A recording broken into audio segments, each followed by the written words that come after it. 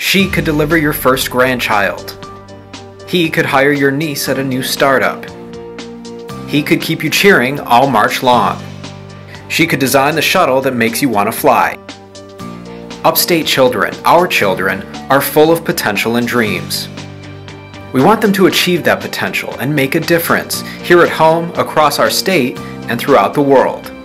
The key is education. There aren't many things that are more important to that idea of economic mobility, the idea that you can make it if you try, than a good education. Yet gone are the days when simply mastering the 3 R's could get you into a great college or career.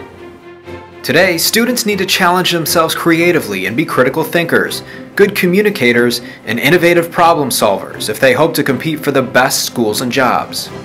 They not only have to meet higher education standards than ever before, they also have to graduate with more high-level learning experiences if they have any hope of being competitive with today's colleges and employers.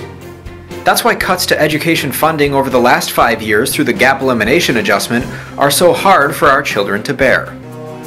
Districts in this region have now lost a combined $198.5 million in promised state aid to the GEA, a tactic used to balance past deficits in the state budget.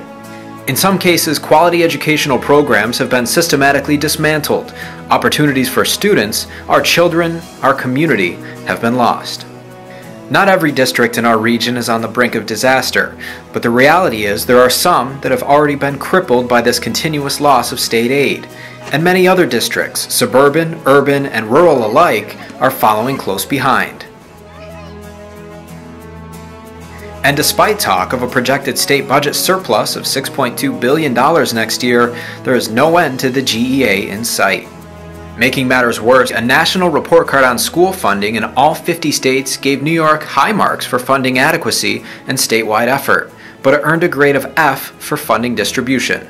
New York is an interesting state, high spending, deeply regressive still. The kinds of disparities we saw in New Jersey and in Massachusetts 20, 30 years ago. For schools in this region and many others like us across the state, that means when legislators helped us by restoring some of the funding lost to the GEA last year, not nearly enough made it to the schools that needed it the most. Already, schools across the state are bracing for another year of unpopular to untenable budget cuts, which will further diminish opportunities for the children we serve. Our children can't afford to wait another year for the GEA to end. Communities and schools must work together now to ensure that a whole generation of children aren't shortchanged when it comes to their future. Parents, teachers, taxpayers, administrators, board members, business leaders, and legislators, now is the time to act. Get involved. Learn more about the issues by contacting your district. Advocate with your elected officials. Together, we can stand up for Upstate students. Stand up for their potential. Stand up for their dreams.